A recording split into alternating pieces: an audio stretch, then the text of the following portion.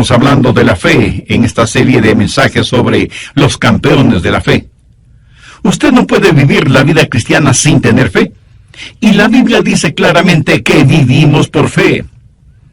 Pablo, cuando les escribió a los creyentes en Roma, les dijo: mas el justo por la fe vivirá. El mismo Señor Jesucristo dijo que de acuerdo a nuestra fe nos será hecho.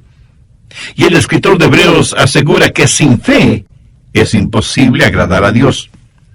Así que no solo necesitamos poseer fe, sino que necesitamos una fe que nos posea a nosotros. Pero, ¿qué sucede algunas veces cuando parece que la fe fracasa? Por ejemplo, supongamos que vamos a tener un programa al aire libre y oramos para que Dios nos dé un hermoso día y no hemos ni terminado de orar cuando cae una fuerte lluvia. ¿Le ha sucedido eso alguna vez? Las jovencitas oran: Señor, quiero casarme con fulano de tal. Te pido que me lo des por esposo. Y aunque esa oración es honesta, él termina casándose con la mejor amiga de ella. O hablando de algo más serio, a veces usted tiene una persona amada que está muy enferma. Puede ser su cónyuge, o sus hijos, o sus padres, o sus abuelos. Y usted pide sinceramente a Dios por la salud de esa persona, pero no se ve ninguna mejoría. Antes, por el contrario, cada día va empeorando su situación de salud hasta que finalmente esa persona muere. Y tratamos de creer, tratamos de confiar, pero pareciera que la fe ha fallado. Y estamos listos a tirar la toalla y decimos: ¿para qué insistir? Esto no sirve para nada. ¿Ha experimentado usted alguna vez una situación así?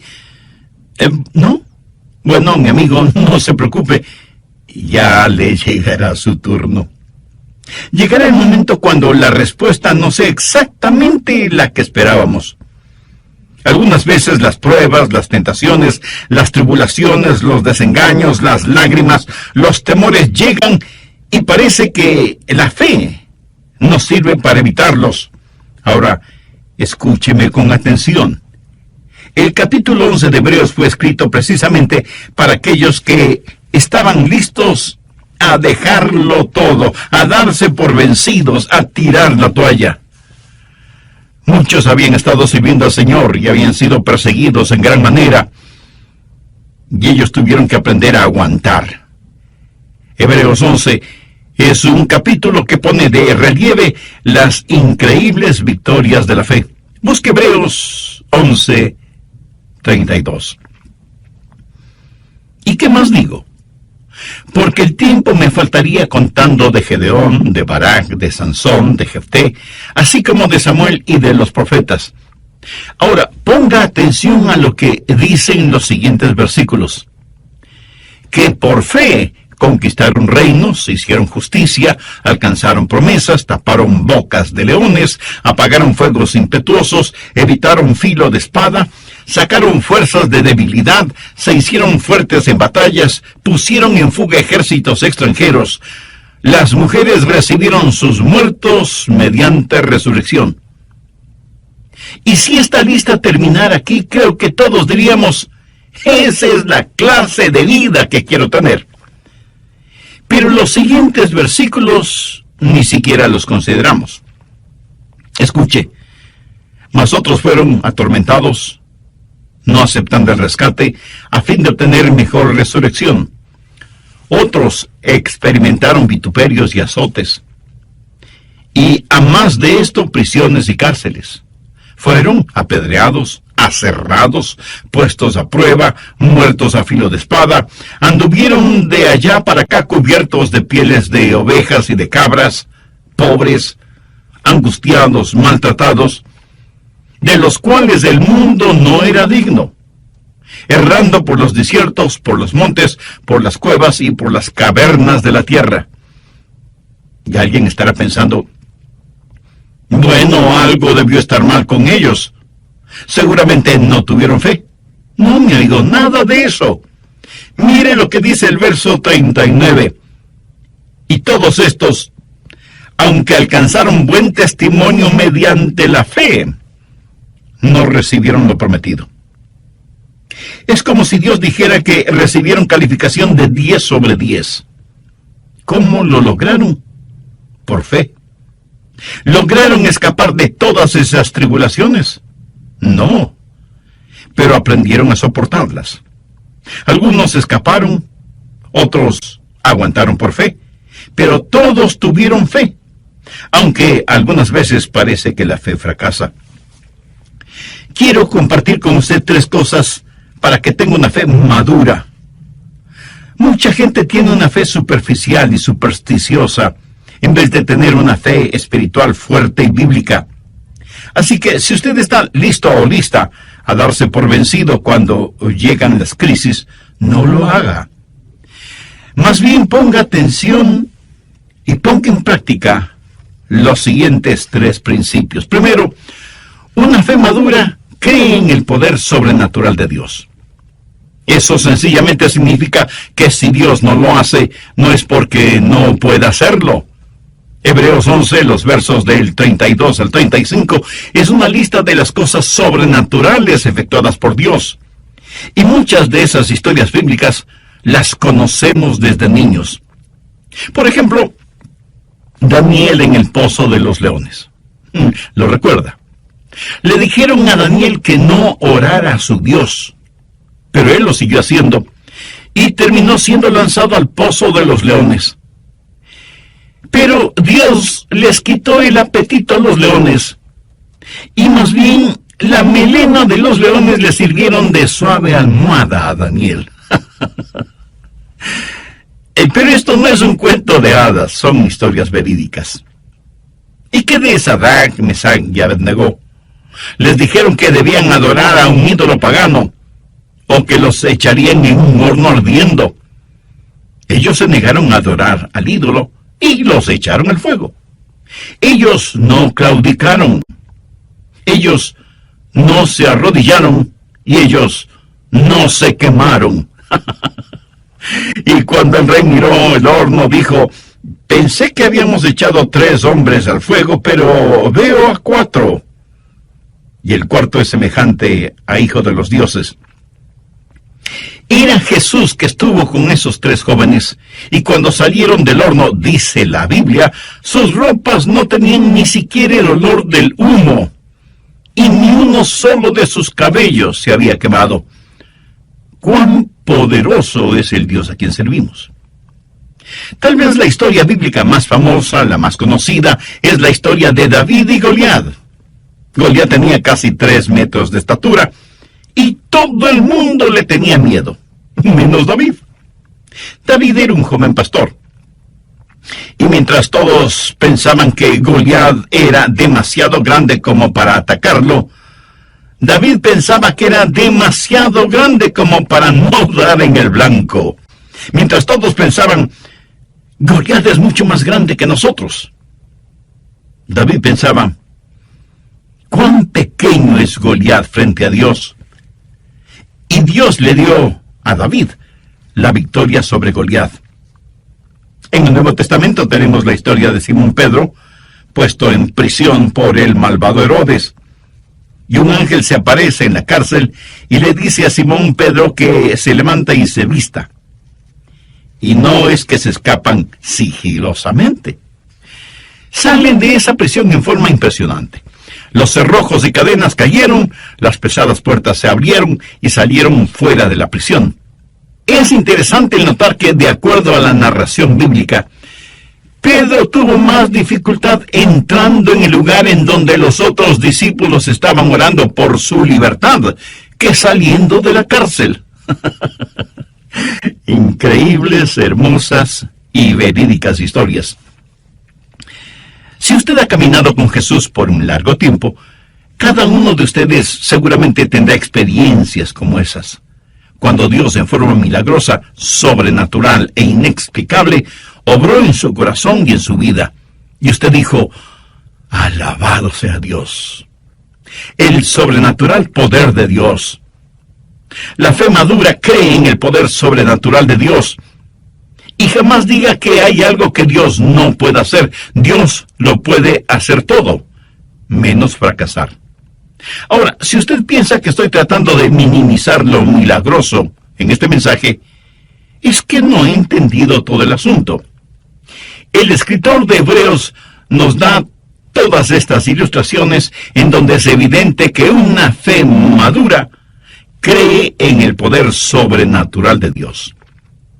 Segundo, una fe madura se inclina frente al propósito soberano de Dios. No solo está el poder sobrenatural de Dios, sino también el propósito soberano de Dios. Oh sí, a veces los caminos de Dios son misteriosos, pero eso no significa que sean inciertos o débiles. Hebreos 11:37 dice que algunos de los campeones de la fe fueron apedreados. Zacarías, el profeta, fue apedreado hasta morir. Lo mismo sucedió con Esteban. Cuando Simón Pedro, lleno del Espíritu Santo, predicó, como 3,000 almas se salvaron. Cuando Esteban, lleno del Espíritu Santo, predicó, a lo mejor 3,000 piedras le cayeron encima, hasta matarlo. Hombres llenos del Espíritu Santo, campeones de la fe. Otros fueron aserrados. Seguramente se refiere a Isaías, quien, según la tradición, fue puesto en el tronco hueco de un árbol por orden del rey Manasés, quien odiaba al profeta, y ese árbol fue cortado con un serrucho. El rey pensó que así se burlaba del profeta de Dios. ¿Se puede imaginar ser cortado en 2 partes con un serrucho? Parece que desde tiempos antiguos algunas personas tenían especial placer en torturar a hombres y mujeres de Dios. Hoy sigue siendo lo mismo. La única diferencia es que las torturas son más sutiles, sofisticadas y hasta científicas. Se dice que a los primeros creyentes los vestían con pieles de animales y luego los soltaban en los bosques para que sirvieran como presas de cacería y fueran perseguidos por los perros de caza. Otros cristianos servían de alimento a los leones en el Coliseo romano, en donde multitudes sedientas de sangre exigían que, como parte del divertido espectáculo, los cristianos fueran destrozados por los hambrientos leones. Leí en el libro de Mártires que a los creyentes los metían en fundas llenas con serpientes venenosas. A otros los amarraban en postes en la playa durante la marea baja para que durante la marea alta se fueran ahogando lentamente. Warren Wiersbe, quien fuera gran hombre de Dios, dijo: es mejor que usted no trate de aprender su teología de las circunstancias, porque si lo hace, llegará a la conclusión de que Dios no le ama. Permítame darle un ejemplo de esto. En Juan 11:5 leemos: llamaba Jesús a María, a su hermana y a Lázaro. Y la Biblia dice que Lázaro se enfermó y murió. Y Juan 11, los versos 14-15, dicen lo siguiente: entonces Jesús les dijo claramente: Lázaro ha muerto, y me alegro por vosotros. Pero ¿cómo puede ser eso? En el verso 5 se nos dice que Jesús amaba a Marta, María y Lázaro, y en el verso 15 dice que Jesús se alegró de la muerte de Lázaro. Amigo, escúcheme. Si usted trata de reconciliar ambas cosas sin conocer la totalidad de la historia, tendrá que decir: pastor, hay algo muy confuso en eso. Verá, Dios tenía un plan extraordinario para Lázaro. ¿Estamos de acuerdo? Bien, Dios nunca ha prometido que no tendremos dificultades, pero sí ha prometido que al final tendremos la victoria. Esa es la razón por qué uno de mis libros favoritos en la Biblia es la Epístola a los Romanos, y mi capítulo favorito es Romanos 8, y mis versos favoritos son del 35 al 37. ¿Quién nos separará del amor de Cristo? ¿Tribulación, o angustia, o persecución, o hambre, o desnudez, o peligro, o espada? Como está escrito, por causa de ti somos muertos todo el tiempo. Somos contados como ovejas de matadero. Antes, en todas estas cosas, somos más que vencedores por medio de aquel que nos amó. No está diciendo que no experimentaremos estas cosas. No piense que de alguna manera estas cosas pasan solo a aquellos que no aman al Señor. No. Estas cosas nos suceden a nosotros para que seamos victoriosos. Él ha prometido que nunca nos dejaría ni nos olvidaría, pero nunca nos ha prometido que no tendríamos dificultades. Eso le sucedió a Juan el Bautista. Él fue un gran hombre. El mejor elogio que un hombre pueda recibir salió de los labios de Jesús, quien, refiriéndose a Juan el Bautista, dijo: entre los que nacen de mujer no se ha levantado otro mayor que Juan el Bautista. Y sin embargo, Juan el Bautista tuvo sus momentos de dudas. Estuvo listo a renunciar, a tirar la toalla. ¿Por qué? Bueno, él había estado predicando junto al río Jordán, predicaba el arrepentimiento, y aunque comía miel, no predicaba dulzuras. Pedía a la gente que viniera a Dios. Era el heraldo de Jesucristo, predicando al aire libre, llamando al pecado, pecado. Y por eso lo metieron en la cárcel. Se puede imaginar a este profeta que amaba el aire libre, encerrado en un frío y fétido calabozo. Y pronto le cortarían la cabeza. Él había estado predicando de un Cristo victorioso, de uno que bautizaría con el Espíritu Santo y fuego, del Mesías prometido. Y ahora Juan se encuentra encarcelado y tiene dudas. Y piensa: si Jesús puede sanar a los enfermos y resucitar a los muertos, ¿por qué no me saca de esta prisión? Y envía algunos mensajeros a Jesús para que le pregunten si él era en verdad el Mesías, o debían esperar a otra persona. Déjeme decirle algo muy importante ahora mismo. Nunca confunde el momento con el hombre. Juan el Bautista tuvo su momento de duda. Ahora escuche lo que Jesús le mandó a decir como respuesta a su inquietud, tal y como lo encontramos en Mateo 11, los versos del 4 al 6. Respondiendo Jesús les dijo: id y haced saber a Juan las cosas que oís y veis. Los ciegos ven, los cojos andan, los leprosos son limpiados, los sordos oyen, los muertos son resucitados, y a los pobres es anunciado el Evangelio. Y bienaventurado es el que no halle tropiezo en mí. ¿Alguna vez usted ha tenido dudas acerca de su relación con Jesús? ¿O usted todavía no tiene una relación espiritual e íntima con Él? Bueno, entonces, este mensaje es para usted, quien quiera que sea y en donde quiera que se encuentre, porque usted puede hacer ahora mismo una decisión espiritual que afectará su vida desde este momento y por la eternidad. ¿Qué le estoy pidiendo que haga? Que con sus propias palabras ore a Dios, converse con Él, porque Él no solo es su Padre Celestial, sino que también es su amigo. Y al orar, todo lo que diga, dígalo con fe, creyendo y confiando.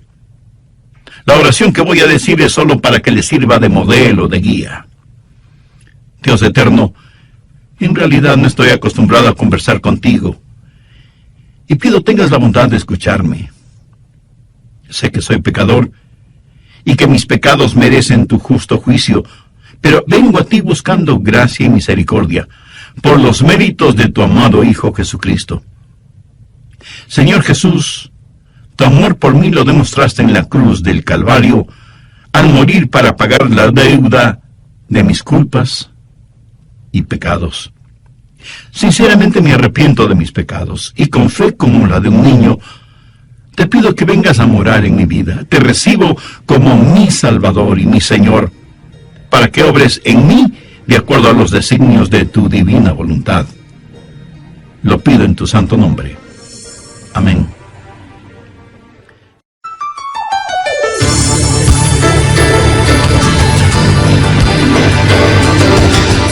¿Se enoja usted con Dios a menudo? ¿Alguna vez le ha dado resultados positivos el enojarse con Dios? Si no es así, ¿por qué se enoja con Dios?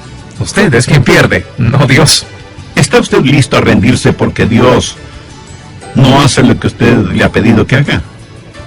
¿Vacila usted en su fe porque Dios se demora demasiado en contestarle? ¿Siente que a veces su fe fracasa?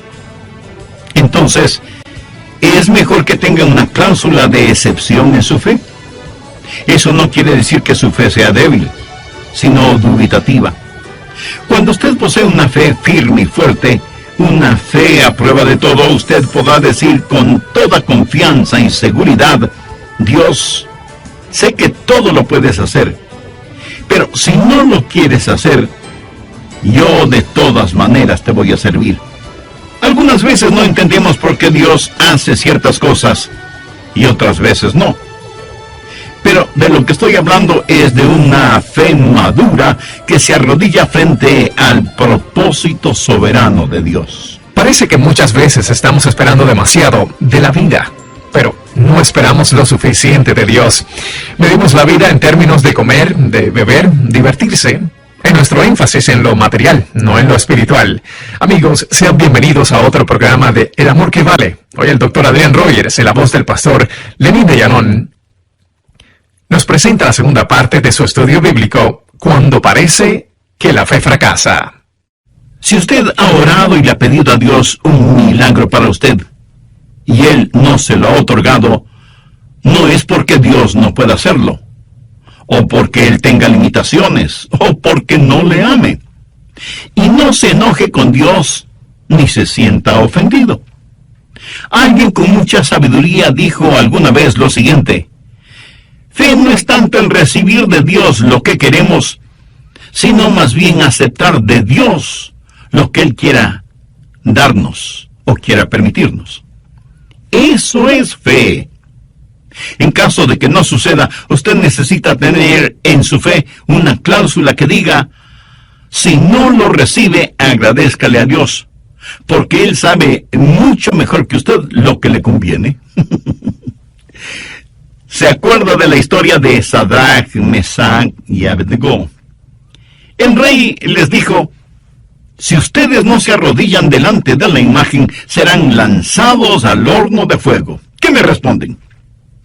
Y la respuesta de ellos la encontramos en Daniel capítulo 3, los versos 16 al 18. Sadrach, Mesach y Abednego respondieron al rey Nabucodonosor, diciendo: no es necesario que te respondamos sobre este asunto. He aquí nuestro Dios, a quien servimos, puede librarnos del horno de fuego ardiendo, y de tu mano, oh rey, nos librará. Y si no, sepas, oh rey, que no serviremos a tus dioses, ni tampoco adoraremos la estatua que has levantado. Y si las palabras "y si no", con que empieza el verso 18, no están subrayadas en su Biblia, deberían estarlo. Los tres jóvenes le dijeron a Nabucodonosor: y si no, deseamos que sepas que no adoraremos a tus dioses, ni nos vamos a arrodillar delante de la estatua que has levantado. Nuestro Dios tiene poder para librarnos, y Él lo hará. Pero si no lo hace, no es porque esté incapacitado para hacerlo. Pero ni aun así, nosotros adoraremos tu imagen pagana. Esos jóvenes tenían una fe sólida. No tuvieron necesidad de algunas reuniones para decidir qué hacer. Tenían una fe segura, tan segura, que ni aun ante la amenaza de que serían quemados en el fuego, cambiaron de manera de pensar. El mensaje de ellos al rey fue: Dios es capaz. Pero sabemos que si Él no lo hace, eso de ninguna manera cambiará nuestra convicción y nuestra fidelidad hacia Él. Veamos otro ejemplo. Cuando el malvado rey Herodes puso a Simón Pedro en prisión, todos pensaron que él lo mataría, como mató a Santiago. Pero Dios, en forma milagrosa, liberó a Pedro de la prisión. Y surge una pregunta muy lógica: ¿por qué Dios permitió que Herodes matara a Santiago? pero no a Simón Pedro. Santiago fue malo y Pedro fue bueno. Amaba Dios más a Pedro que a Santiago. Por si no lo ha descubierto todavía, permítame decirle algo al respecto. Dios tiene un soberano propósito en la vida. La verdadera pregunta es, ¿está usted dejando que Dios sea Dios? ¿Está usted listo a poner, y si no es así, en su cláusula de fe, si es necesario? Después de todo, nada disminuye el sobrenatural poder de Dios. Y alguien me dirá, pastor, yo quiero tener fe para escapar de los problemas. Bueno, espero que la tenga. Pero si no es así, ¿tiene fe para soportar las pruebas? Deseo que usted tenga una fe que sane, pero si no es así, ¿seguiría alabando y adorando a Dios aún estando enfermo? Podría decir como Job, aunque Él me matare, en Él esperaré. ¿Podría usted decir lo que dijo el profeta Habacuc? Aunque la higuera no florezca, ni en las vides haya frutos, aunque falte el producto del olivo, y los labradores no den mantenimiento, y las ovejas sean quitadas de la majada, y no haya vacas en los corrales, con todo yo me alegraré en Jehová, y me gozaré en el Dios de mi salvación. Tercero, la fe madura se basa en las establecidas promesas de Dios. Cada una de las promesas de Dios son ciertísimas en el Señor Jesucristo. Note lo que dice Hebreos 11, los versos 39 y 40. Y todos estos, aunque alcanzaron buen testimonio mediante la fe, no recibieron lo prometido, proveyendo Dios alguna cosa mejor para nosotros, para que no fuesen ellos perfeccionados aparte de nosotros. ¿Qué significa eso en español simple? Que Dios tiene un maravilloso plan y que Él está trabajando en ese plan. E incluye no solo los santos del Antiguo Testamento y los primeros creyentes del Nuevo Testamento, sino que nos incluye a todos nosotros. Parece que muchas veces estamos esperando demasiado de la vida, pero no esperamos lo suficiente de Dios. Medimos la vida en términos de comer, beber, divertirse, y de pronto la bolsa de valores cae en picada, y algunas personas se suicidan porque se arruinan financieramente, revelando en dónde estaba su confianza y en qué tenían depositada su fe. Mi amigo, aún las mejores cosas en la vida, en última instancia, van a dejar de ser. Se acabarán, fallarán, sin que importe lo que sea.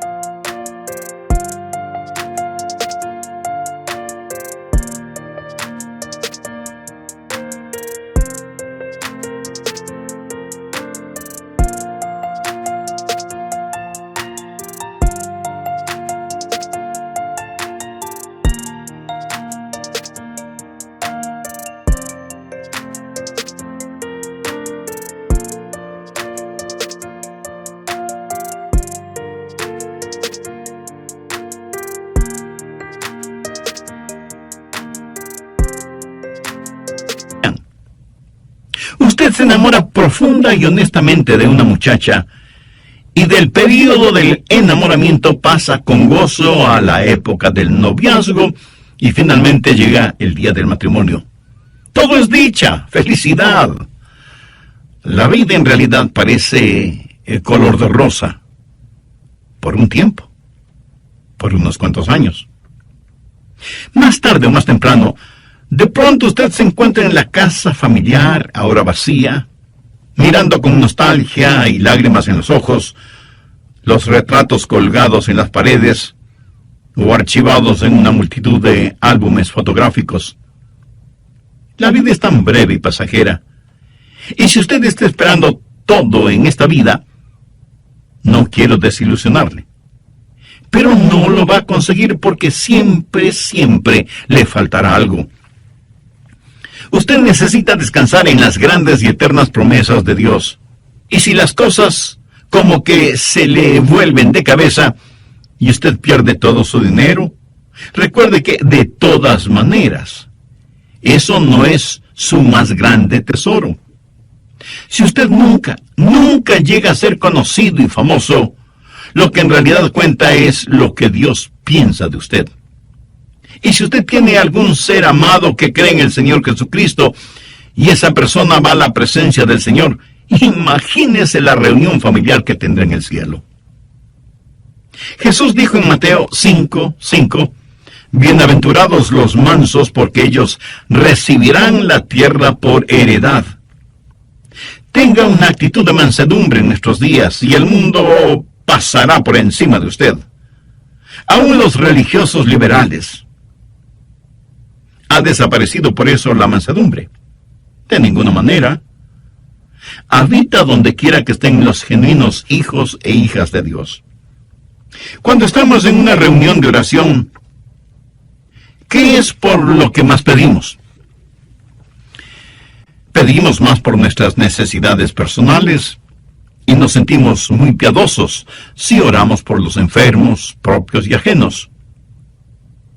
¿Cuánto y cuándo en realidad oramos por las almas perdidas? Parece que tenemos más interés en mantener a los santos en el cielo que ayudar a los pecadores a que no se vayan al infierno. En Juan 17, verso 24, encontramos estas extraordinarias palabras de Jesús. Padre, aquellos que me has dado quiero que donde yo estoy, también ellos estén conmigo, para que vean mi gloria que me has dado. La iglesia es la novia de Cristo. ¿No cree usted que el novio quiere tener con él a su novia? Pablo, escribiendo a los filipenses, les confesó, porque para mí el vivir es Cristo y el morir es ganancia. A veces nosotros ponemos las cosas al revés. A veces la gente mira alrededor y dice, esa iglesia se está derrumbando. Y no se refieren a los daños físicos en el edificio, sino a su testimonio espiritual. Pero claro, muchos ignoran las palabras de Jesús. Edificaré mi iglesia y las puertas del Hades no prevalecerán contra ella. Amén. La genuina iglesia del Señor Jesucristo no está muerta, porque las promesas de Dios son ciertas. Y he hablado del sobrenatural poder de Dios, del soberano propósito de Dios y de las seguras promesas de Dios. Antes de finalizar, quiero leer una carta que nos envió una hermana en Cristo que escucha este programa radial. Ella recibió esta carta como herencia. Es una de las más conmovedoras y punzantes cartas que he recibido. Dice así: ¿por qué sigo a Cristo? Yo no he visto clara evidencia estadística de que menos creyentes mueran de cáncer en relación con los no creyentes, o que estén inmunizados de una mejor manera contra las enfermedades que afectan a la humanidad. Algunas de las personas más bondadosas y desinteresadas que conozco han sido personas con mala salud. Y el hecho de que sean cristianas no ha sido una protección contra las enfermedades. Por lo tanto, yo no seguiré a Cristo por promesas de buena salud, aunque tampoco voy a discutir o a negar la evidencia de salud restaurada. Me regocijaré en cada recuperación física de lo que parecía una amenaza de muerte sin esperanza. No vacilaré en orar por la sanidad física de mis seres amados y de mis conocidos. No voy a limitar lo que Dios pueda hacer, pero no voy a seguir a Cristo por una prometida sanidad física. No he visto ninguna evidencia de que los creyentes escapen de los desastres y accidentes más que los no creyentes. He ayudado a queridos amigos a limpiar el lodo de sus muebles, cajones y electrodomésticos después de desastrosas inundaciones. Recuerdo haber llevado ropa a una viuda con 5 hijos después de que su casa fue reducida a cenizas por un incendio. Una bala perdida no cambia de rumbo frente a un creyente. Por lo tanto, no seguiré a Cristo por una prometida protección contra los desastres. No me burlaré de increíbles rescates, ni negaré que la providencia ha obrado y continuará obrando por el bien de los hijos de Dios, pero no seguiré a Cristo solo por buscar protección contra accidentes y catástrofes. No veo que los cristianos sean especialmente favorecidos con riqueza y prosperidad. Hemos visto cómo los ricos oprimen a los pobres. Y la justicia de ninguna manera es perfecta en este mundo. El salmista dijo, no he visto justo desamparado, ni su descendencia que mendigue pan. Y en las más profundas necesidades de esta vida, eso es verdad. Pero todos conocemos o hemos visto a gente de integridad que no prospera. Por lo tanto, no seguiré a Cristo por la promesa de verme libre de necesidades materiales o por la esperanza de afluencia financiera. No estoy seguro de que los cristianos tengan fuertes personalidades o padezcan menos neurosis que los no cristianos.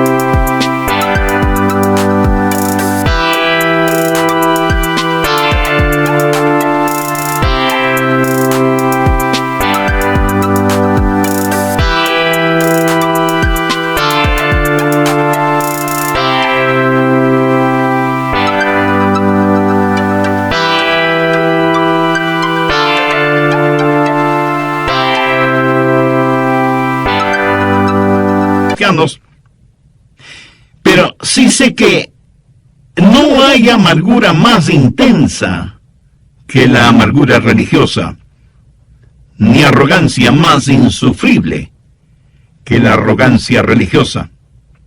He visto a creyentes sufrir incapacidades mentales y emocionales, y aunque pueda parecer herético, no estoy seguro que yo estaría gozoso de vivir en la misma casa con los apóstoles Pedro o Pablo. Dios quiere que la mente de Cristo sea formada en nosotros, y no tengo ninguna duda que las actitudes y acciones cristianas serán mejoradas por la clase de cristianismo que cada uno practica, pero no seguiré a Cristo por una promesa de tener una personalidad encantadora o en busca de popularidad. ¿Por qué entonces sigo a Cristo? ¿Por qué ser un discípulo de Jesús cuando eso puede complicarnos la vida tal y como Él mismo lo advirtió? Yo le sigo por una sencilla razón. En Jesús vemos el rostro de Dios. Él es la verdad, la eterna verdad, Dios encarnado. Sé que por su muerte, vida y resurrección, soy reconciliado con Dios, el dador de la vida. Estoy seguro que nada puede separarnos del amor de Dios. Él tiene todo el poder y confío en Él y sus promesas. A Él le ofrezco mi vida, saludable o enferma, joven o llena de años. Eso no importa. Jesús es la única cosa cierta en un mundo totalmente incierto y debe ser adorado. No para que algo me pase o algo suceda en el mundo, sino porque Él es Dios y por medio de Él está reconciliando al mundo con Dios y con Él mismo. Él me salvó y es mi justificación. Es el imán que todo lo sostiene. El adorar al Dios de nuestra salvación, el ofrecerle sacrificios de alabanza y de gratitud, esa debe ser nuestra única vocación. Y le ofrecemos nuestras vidas a Dios no para ser saludables, ricos o sabios, ni siquiera para tener la fortaleza para realizar grandes cosas por Él, sino porque únicamente Él tiene derecho sobre nosotros. Dios no es una circunstancia hacia un fin.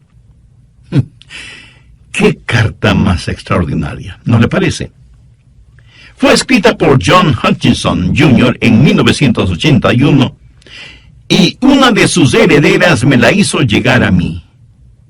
Es una de las cosas más profundas que he leído y que se relaciona con la realidad de cuando nuestra fe fracasa.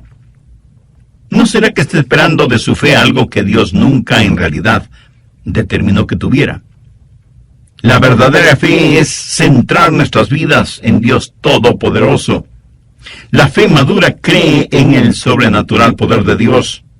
La fe madura se arrodilla ante el soberano propósito de Dios. La fe se basa